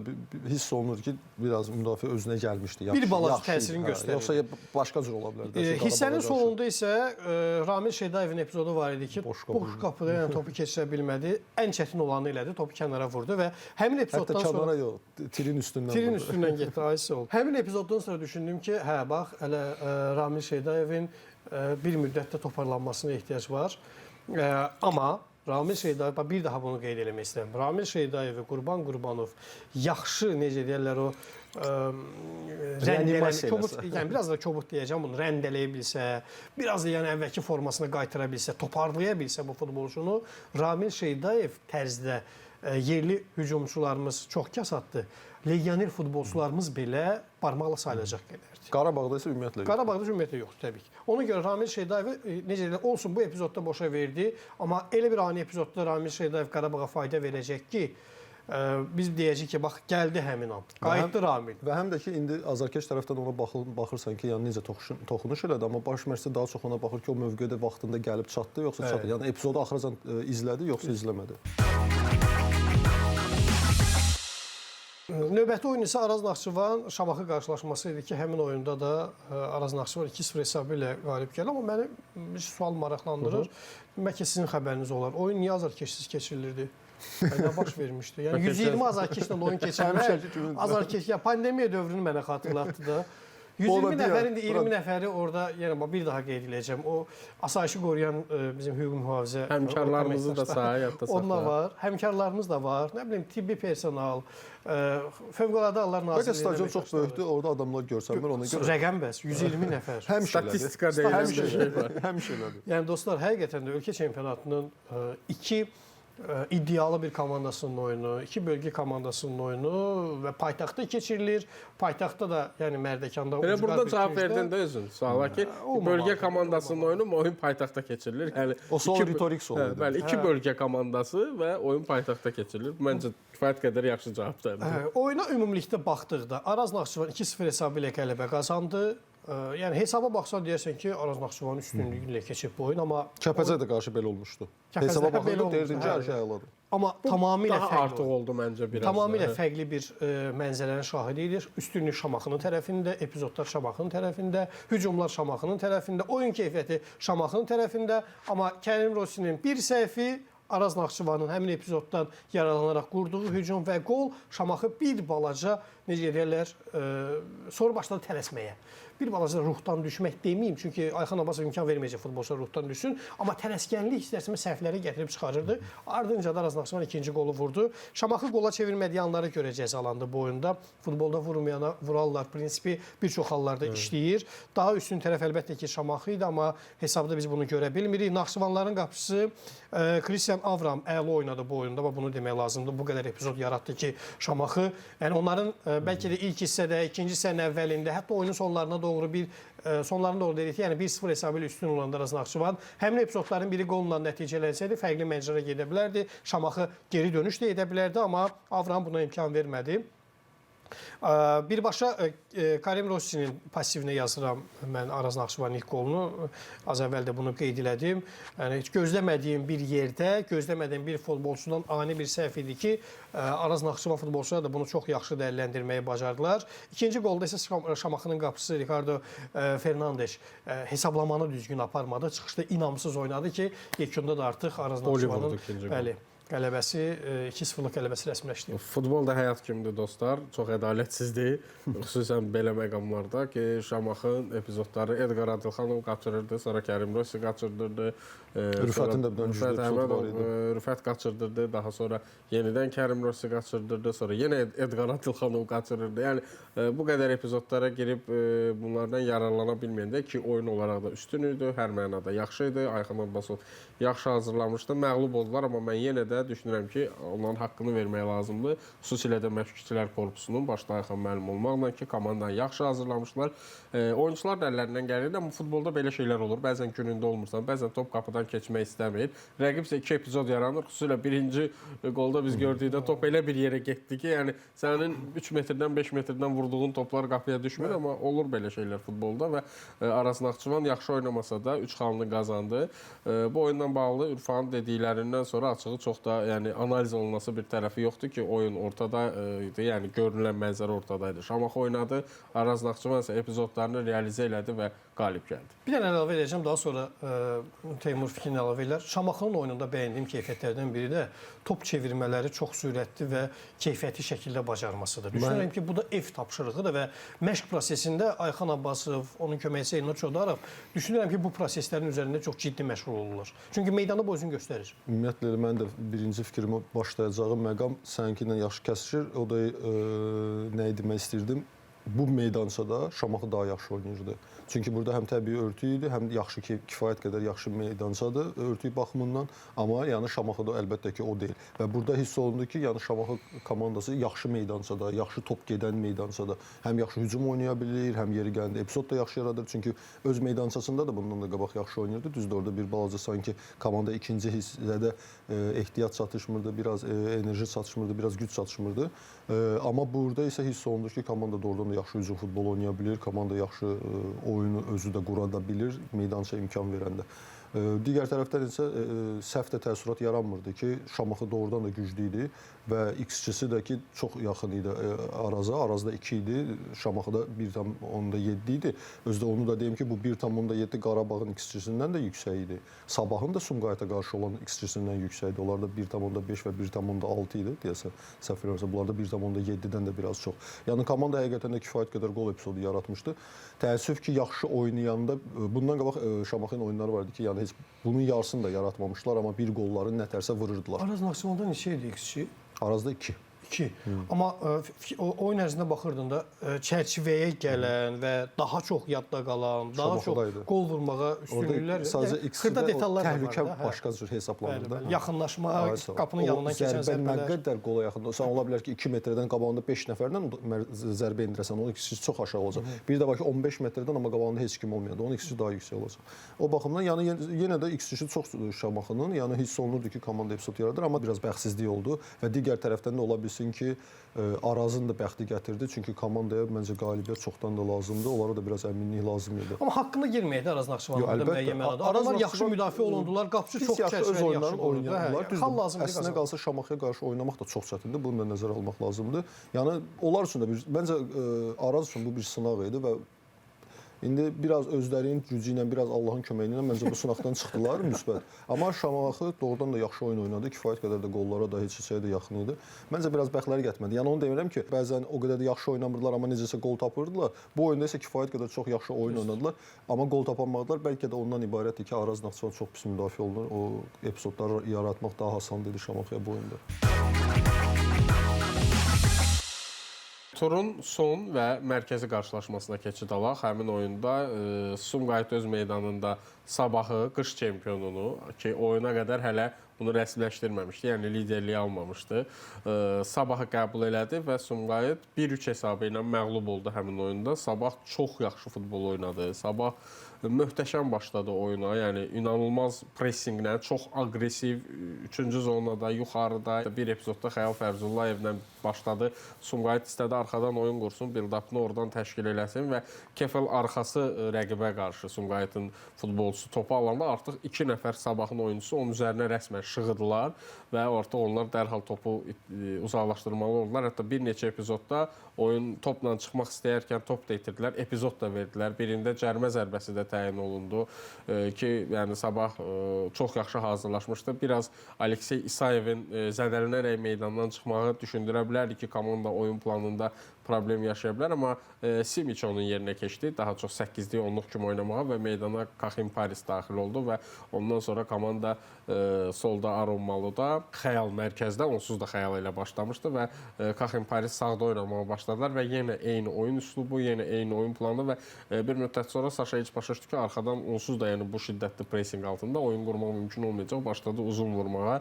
Daha sonra isə yəni vurulan qolda yəni çempionatımızın ən keyfiyyətli legionerlərindən hesab eləyə bilərik. Bu il gəlməyi ilə rəq qatdı. Şimiç orada ustalığını sərgilədi, soyuqqanlılığını ortaya qoydu. 1-0 önə keçdi və bütünlüklə oyunun ümumiyyətlə elə bir anı situativ 3-5 dəqiqələri çıxmaq şərti ilə oyunun ipləri tamamilə Sabahın əlində idi. Firuz, bir əlavə eləyim. Bu futbolçunu mən də yəni həm səndən, həm digərlərindən də eşitmişəm adını. Mən Türkiyə liqasında Şimiçdi yoxsa Simiçdi? Onu deyək deyəm Simic deyirəm. Mən Şərhdə də Simic deyilir, protokollarda da Simic yazılır. Oldu Simicsə Simic deyək. Simic olmasın, əsas o da olmadı. Simic olmadı. Epizodlarda da Simic deyiləmir, pas lazım oldu, pasını da verir. Paslar verir. Bəli, Türkiyə liqasında da izləmişdim. Yəni orada da fərqini ortaya qoyan oyunçulardan idi ki, Sabah bu mənada yaxşı bir oyunçu əldə edib. Bu yəni Azərbaycan çempionatında çox tez adaptasiya oldu və öz keyfiyyətini göstərməyə başladı. Ard-arda belə deyək hücumlar. Buna deyirlər başda sözü kəsən. Buna deyirlər ki, baş məşqçi özü bilir kimi komandaya cəlb edir. Bəli. Hiss olunur o. Amma kimsə deyir ki, bu oyunçuları mən almışam, amma niyəsə hiss olunmur. Yəni Başa bir niyə görə deyirəm? Var ayrıca podkast mövzularında və çünki tamamilə haqlısan. Kimsə öz oyunçusunu cəlb eləyəndə o oyunçu orada adaptasiya aylar niyə gətirdiyini bilir. Yaxşı futbolçu dostlar 90% hallarda təbii ki, istisnalar var. Yəni çox qısa müddətə adaptasiya olur. Yəni düzdür, yerinə gəlsə də yerinə gəlsə. Yerinə gəlməli. Təbii ki, yəni hər şey bütün daşlar oturursa yerinə və o həmin o futbolçu da çox qısa müddətdə adaptasiya olacaq. İkinci hissədə də yenə eyni ssenari üzrə davam eləyirdi hər şey və səhvə çox məcbur eləyirdi. idi. Yəni elə bir pressing var idi ki, Azərbaycan çempionatında biz bu pressingi daha çox Qarabağdan görmüşük və Sabah da bu mənada ümumiyyətlə oyun üslubu olaraq topa sahib olmaq istəyən, oynamaq istəyən komandadır. Yəni pozitiv futbol oynamaq istəyən, hücum futbolu, müasir alətlərdən, müasir hətta mikro taktikalardan belə Dambrauskasın biz dəfələrlə istifadə elədiyini görmüşük. Saşa İliç isə buna heç cür cavab verə bilmədi. Mən biraz bu mənada Saşa İliçi tənqid eləmək deyəndə indi hər halda indi məşqçinin də bir oyun planı var, amma mən düşünürəm ki, xüsusilə o cür pressing altından çıxmaqda, oyun qurmaqda Ninkoviçin çox böyük üstünlükləri var. Nəyə görə Ninkoviç ehtiyatda başladı? Yankoviç həmçinin bəlkə də əsas heyətdə başlasaydı daha yaxşı effekt verərdi. Ən azından uzun top ata bilərdilər. Hansı ki, belə deyək, çarpaz toplar ata bilərdin, top saxlaya bilər, birə-bir oynaya bilər. Yəni komandanı çıxartmağa, nəfəs aldırmağa kömək eləyə bilərdi. İndi hər halda məşqçinin də seçiminə hörmətlə yanaşmaq lazımdır. İndi yəqin ki, nəsə plan qurmuşdu, amma mən düşünmürəm ki, bu plan baş tutdu və Sabah üstün oynadı, qollarını vurdu. 3-0-dan sonra hesab 3-1 olduqdan sonra ki, burada da biraz süni ofsaydı pozmaq istəyən oyunçu gecikdi. Pakatilov əlindən gələni elədi, amma yəni orada rəqib də şanslı idi. 3-1 oldu və oyunun qırılma anı mənə görə bəlkə də futbolda psixoloji faktorlar da çünki çox önəmlidir. Yankoviçin qaçırtdığı boş qapı epizodu idi ki, yəni Yankoviç səviyyəsində bir oyuncuya biraz da yaraşmayan epizoddur futbolda olsa da. Topu saxlayıb bir aldadıcı hərəkət də eləyə bilərdi. Yəni epizod yaxşı. Yəni iki qapıçı da olsa əslində Yankoviç o epizodu düzgün toxunuş eləsəydi qol idi. Amma qapı sözün hərfi ki, atdığı düşüncə olaraq da yəni eləmək istədiyinə epizoda baxanda əslində düz düşünmüşdü. Sadəcə o yuxarı küncə realizasiyası realizə eləyə bilmədi epizodu ki, bu məncə psixoloji baryer idi həm də. Nəyə görə deyirəm? Çünki o qol olsa ki, artıq 3-0-dan 3-2 oldu və əcəba oyun əlimizdən çıxırmı deyə futbolçular hər komandada düşünür və biraz daha geri çəkiləcəkdi Sabah. Əmin ola bilərsiniz, bu psixoloji bir bariyerdir, psixoloji bir məsələdir və nəticədə Sumqayıtın bəlkə də heçəcəyin qoparmaq şansı yarana bilər. Zedatkan epizodunu xatırlayaq. Yəni Yankoviç düşün ki, 2-3-dür hesab. Həmin epizodda necə olacaq bilmirik, təzyiq necə olacaq. Artıq Zedatkada çox rahat olmayacaq. Biraz Sabah futbolçuları da həyəcanlana bilərdilər. Rəqib yəni fərqi azaldıb. Çox dəyişə bilərdi. Şey dəyişə bilərdi ki, Zedatkadan söhbət düşmüşkən yenə çox bəyəndim, çox yaxşı oynadı və Puxaç da çox yaxşı. Ümumiyyətlə cinah müdafiəçiləri çox kifayət qədər yaxşı oyuncular var Sabahın orada və nəticədə oyun 3-1 hesabı ilə bitdi. Sabah layiqli qələbəsini qazandı və bayaq Ürfan bir məsələ demişdi. FIFA hakimlərimizin sayı artır. Elə yenicə FIFA hakim olmuş Tural Qurbanlı idarə eləyirdi oyunu. Məncə çox da yaxşı idarə elədi və mən onu VAR-a gedib qərarının üstündə dayandığına görə, cəsarətinə görə də gənc hakimi təbrik etmək istəyirəm. Çünki o epizodda VAR-dan da tutmaq olmurdu ki, o əllə dəyir yoxsa başla bir yerdə ələ dəyir. Yəni dəqiq görünmürdü.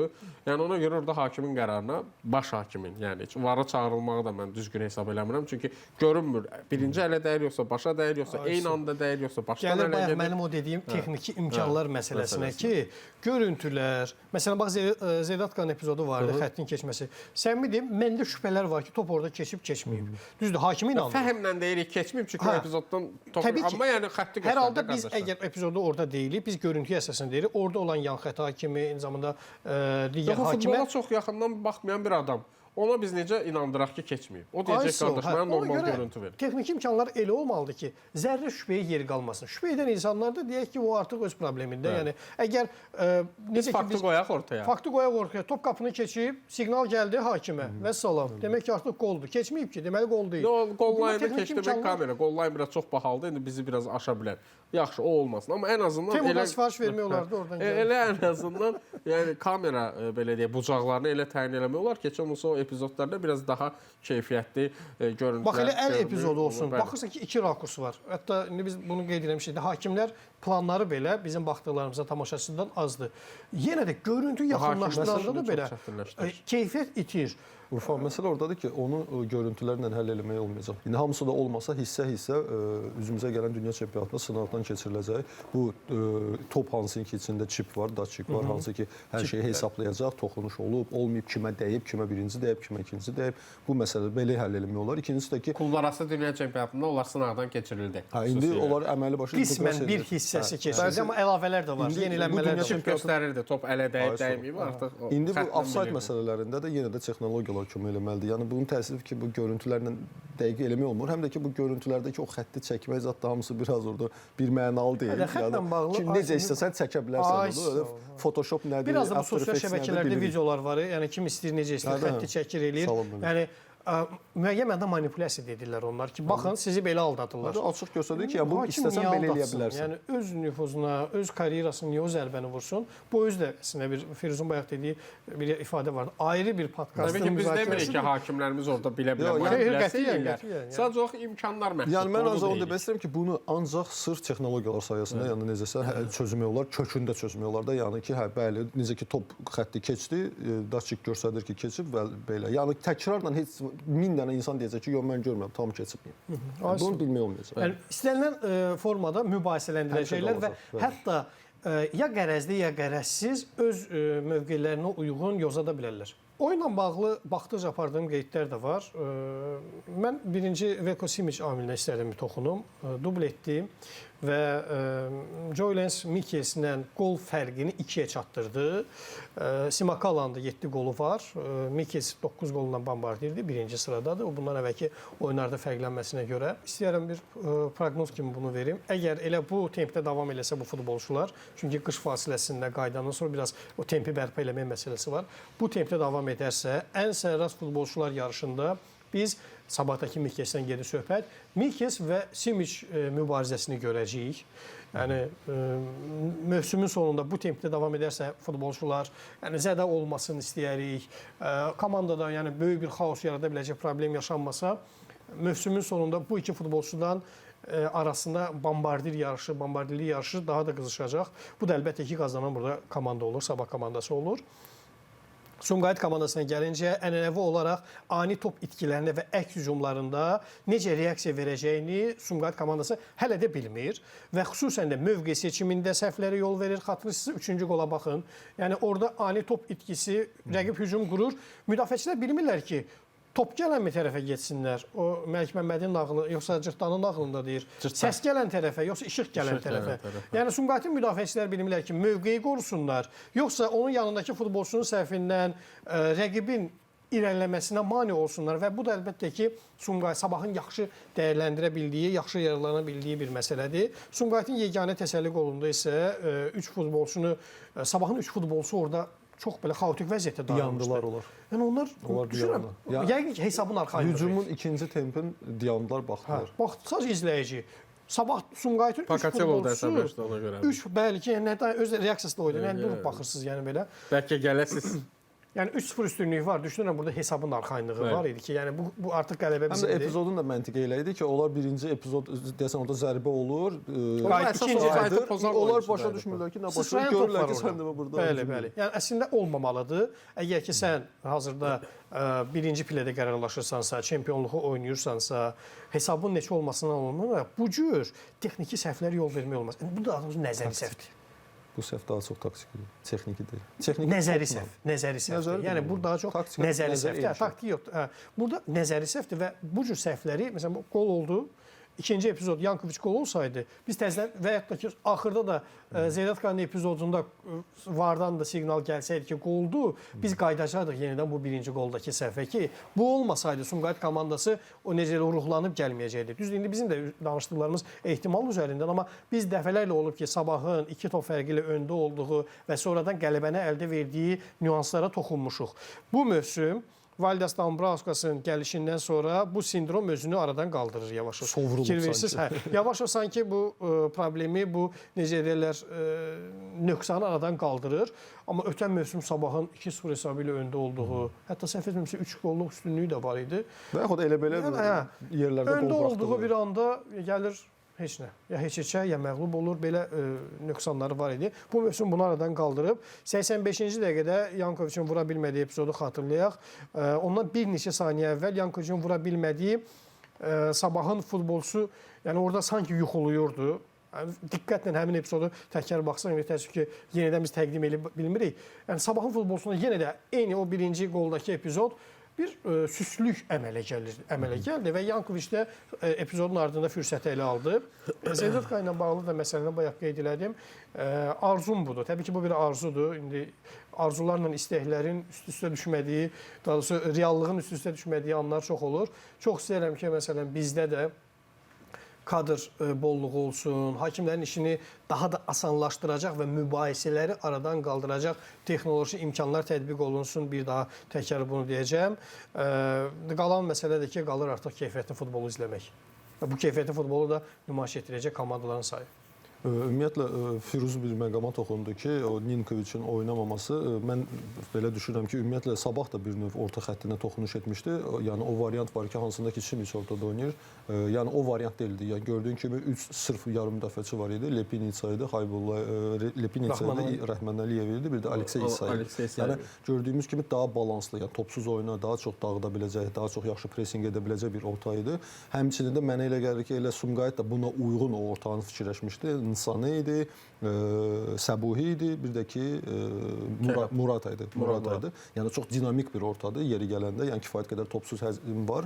Bu da məncə elə Sabaha qarşı idi ki, yəni ortada mübarizə çox gedəcək, ortada hərəkət çox olacaq. Ona görə biraz onu kompensasiya etmək üçün idi ki, yenə də ikinci hissəni fikirləşərək ki, hücuma meyilli belə deyək kombinasiyanı biraz ikinci hissəyə saxlamışlar. Amma bu oyunda Sabah məncə daha güclüdür, həm pressing baxımından. Çünki universal oyunçular buraxmışdı və Mikels də yox idi. Yəni xəyal kimi o hücumçun varsa sən çox yaxşı pressing edirsən də, çünki xəyal hücumçu deyil. Bu sırf wingerdə hansı ki çox topsuz iş görə bilən oyunçudur. Teymur, bir də inam məsələsi var. Sən 3 gün əvvəlcədən illərlə çempion olan və demək olar ki, bütün komandalardan dəfələrlə üstün olan komandaya qalib gəlirsən, geri dönüşlə qalib gəlirsən, bu psixoloji üstünlük də önəmlidir. Yəni Sabahın əhval-ruhiyyəsi əlbəttə ki, çox yüksək idi bu oyundan qabaq. Düzdür, Sumqayıtda da tendensiya yaxşı idi. 3-cü pillədə idilər, yaxşı idi. Amma yəni yenə də komandalar hal-hazırda biraz belə deyək də yaxşı pozitivdə idilər və bir-birlərinə qarşı da doğrudan da biraz ehtiyatlı başlamışlar. Amma yenə də bu oyunda Sabah daha güclü idi. İlkin olaraq da pressingdən çox razıyam ki, yəni pressing çox güclü idi və Sumqayıtın bununla bağlı problemləri var idi. Amma digər tərəfdən bir məqamla razı deyiləm ki, oyunun tam olaraq hamısında da Sabah oyunu idarə etmirdi. Artıq təxminən oyunun son 15 dəqiqəsi olar ki, bəli, Sumqayıt əməlli başlı yüklənmişdi. Sumqayıt əməlli başlı böyük təhlükə yaradırdı və oyunu da demək olar diktə edən tərəf idi və təsadüf deyil ki, nəticədə baxmayaraq ki, Sabah 3 dənə qol vurub XG-si 1,5-dir. Sumqayıt 1 qol vurub XG-si 2-dən çoxdur, 2,1-dir və bunun da demək olar əksəriyyətin elə son 15-20 dəqiqənin ərzində formalaşdırdı. Çünki Sumqayıt doğrudan da oyunu axırda sıxmışdılar. Bəli, oyunun gedişatını dəyişə bildi və həmin o gedişlərlə Ninkoviç də oyuna daxil oldular. Artıq yəni daha o mövqe hücumunu daha yaxşı qura bilirdilər, hücumlar yaxşı edə bilirdilər. Yəni çox üzr istəyirəm Teymur. Sabah daha çox müdafiə olmağa başladı. Şamaxıya qalib gələndə də belə olmuşdu da. Yankoviç sonradan oyuna daxil oldu. O da Ninkoviç də daxil oldu. Yankoviç sadəcə orada bir qolu vurdu. Orada Yankoviç də sonra daxil oldu, Ninkoviç də sonra daxil oldu. Yəni bəlkə də həmin o təbii ki, bu baş məşqçinin taktikasıdır ki, oyunun sonlarına doğru. Bəli, bu artıq ssenaridir. Çünki yenə deyirəm, Ninkoviç topla yaxşı oyunçudur, konstruktiv oyunda yaxşıdır, mövqe hücumunda yaxşıdır, xətlər arasında pasda yaxşıdır və s. və s. Bunlar hamısı hücum futboludur və nəinki hücum futboludur. Hətta keçid mərhələsində hücum futboludur. Sırf aşağı blokda oturmuş statik hücum futboludur. Əgər sən belə futbol oynamırsansa, bu oyunçunu indidən, birinci dəqiqədən ortaya buraxıb orada qaçdı tutdu oynayırlar, orada basketbol oynayırlar, orada mübarizə gedir hər santimetrə görə. Orada onun gücün boş yerə itirməyin mənası yoxdur. Oyunun ssenarisinə baxsan, bəli, artıq ki sən hücum etməlisən, bəli, qol vurmalısan, geri dönüş etməlisən, yüklənmisən rəqibin meydan 3də 1-inə, okey, gəlsin Ninkoviç. Saşa İliçin ssenarisini pozan Sumqayıtın 3 qol buraxması oldu.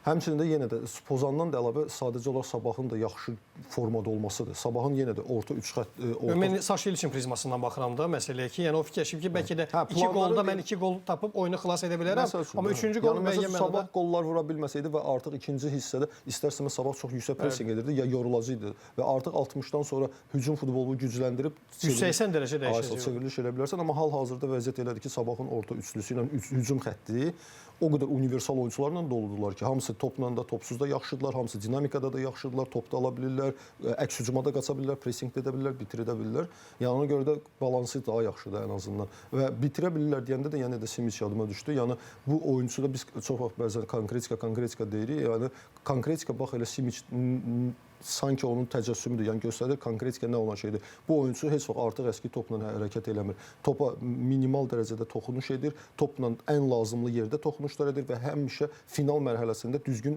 qərar verir. Ötürmədirsə ötürmədir, zərbədirsə zərbədir, hamısı da soyuqqanlı və məhz proaktiv şəkildə. Bax o Vargasla müqayisədə onu deyirəm. Vargas texniki olaraq bəlkə də Simicdən də zəif oyunçudur, bəlkə də güclü oyunçudur, driblingdə bəlkə daha güclü oyunçudur. Amma Vargas hədsiz dərəcədə çox topu özərinə götürür. O halda ki, mərkəzdə heç ona ehtiyac yoxdur. yoxdur. Yeri gəlmişkən Simiclə bağlı bir neçə fikirlər rastıma çıxdı sosial şəbəkədə. Qol vurur, yaxşı futbolçu da ağıllı ötürmələr edir, amma qol vura bilmir. Bir çox epizodlara boşa verir. Futbolda bu olur da. Sən yəni 10 epizodun 10-unla vurmalıyam anlayışı yoxdur ki. Simicə baxsan bəlkə də ən az epizod boş verən oyunçudur. Bəli, məsələ yəni 3 epizoddan ikisini vuran oyunçudur. 5 hücum epizodunun ikisini qola çevrilməsi bu çox gözəl nəticədir. Bu çox gözəl nəticədir. İndi baxaq Sambudoni nətərdir və yaxud baxaq nə bilim Farajda ona qədərdir. Yəni çox böyük bir fərq var və yenə də bu Simicin nə qədər bu komanda üçün lazım olduğunu və bunu biz gözümüzlə də görürük. Komanda gələndən o dəqiqə fayda verməyə başladı. Simicli sabah, Simicsiz sabah tamamilə fərqli. Ona görə mən hələ mövsüm əvvəlində yazıda dedim ki, yəni bu oyunçu o qədər sabaha lazımdır ki, yəni pulum olsaydı o oyunçunu özüm alardım. Çünki o komandanı təmiz başqa bir səviyyəyə çıxarda bilən bir oyunçudur və biz də bunu görürük. Yəni bir yerdə ki, komanda futbol menecerdə ala bilərsən də, o imkan var. Firuzə oyunları yaxşı bilir. Yəni kim lazım idi aldı və effektini də görürdü. Bəli. Əslində bir daha həm Qarabağa, həm Sabaha, həm Sumqayıta, xüsusən də bu üç komandanı mən qeyd eləmək istəyirəm. Sırf çempionluq adına və eyni zamanda son oyunlarda göstərdikləri keyfiyyətli və baxımlı oyuna görə xüsusi təşəkkür düşür. Bu əslində Şamaxını da şamil etmiyorlar. Sadəcə turnir cədvəlinin zirvələrində bu üç komandanı görürük və bir daha həm Qarabağa, həm də Sabaha çempionluq intriqasına görə və xüsusən də Sabaha bir təşəkkür düşür ki, biz adətən necə olurdu, qış fasiləsinə kimi artıq Qarabağ rəqiblərlə müəyyən məndə bəlli olurdu.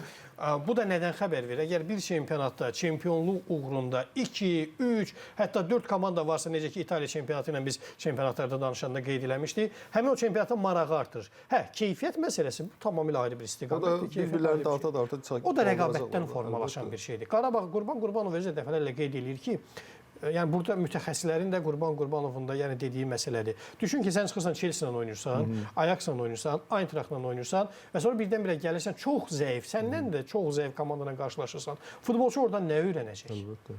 Və yaxud bir çempionatı ki, sən ümumiyyətlə öz rotasiya heyəti ilə və yaxud ikinci heyəti ilə tam rahat birinci yerdə başa vura bilirsən. Əlbəttə ki, o komanda sonra gedib daha güclü rəqiblərə qarşı o tempə, o dinamikaya qarşı, o təzyiqin altında oynamaq başqa məsələdir. Yəni Yankoviçə sən də kifayət qədər Sabahla məsəl üçün Qarabağ doğrudan böyük təzyiq gördü.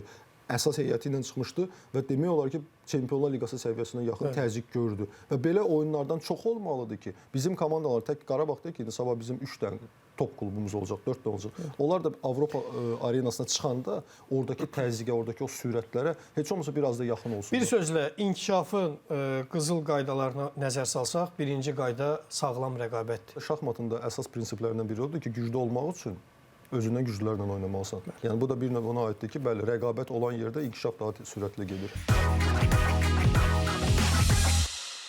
Mən təklif edirəm, əgər ölkə çempionatı ilə bağlı bütün qeydlərimizə toxunduqsa, qəhrəman və anti-qəhrəmanlara keçək. Bu dəfə başlayaq Teymurdan.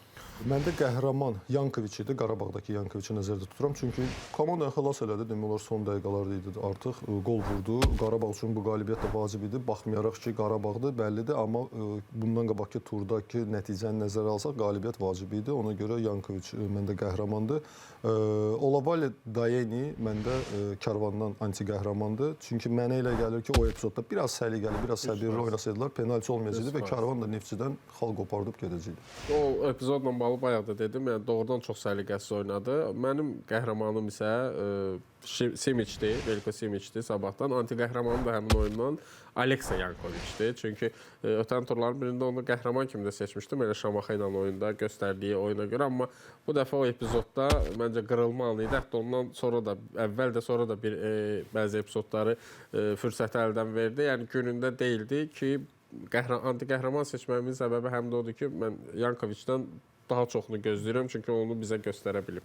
Bu tur mənim qəhrəmanım 2 qolla komandasının qələbəsinə böyük pay sahibi olan, eyni zamanda ən sərrast futbolçular sıralamasında öz komanda yoldaşı Mikelsə rəqabətə hazır. Yəni ona müəyyən mənada duelə çağıranda və obrazlı şəkildə desək, Veljko Simićdir. Əslində Qarabağla oyunda da, bu oyunda da onun futbolçu IQ-sunun necə üstün olduğunu biz ötürmələrindən gördük. Yəni qolun 90%-ni həll edən ötürmələrdir. Ona görə bu tur qəhrəmanım Veljko Simićdir. Anti qəhrəmanım isə Araz Naxçıvan Şamaxı oyunundan olacaq.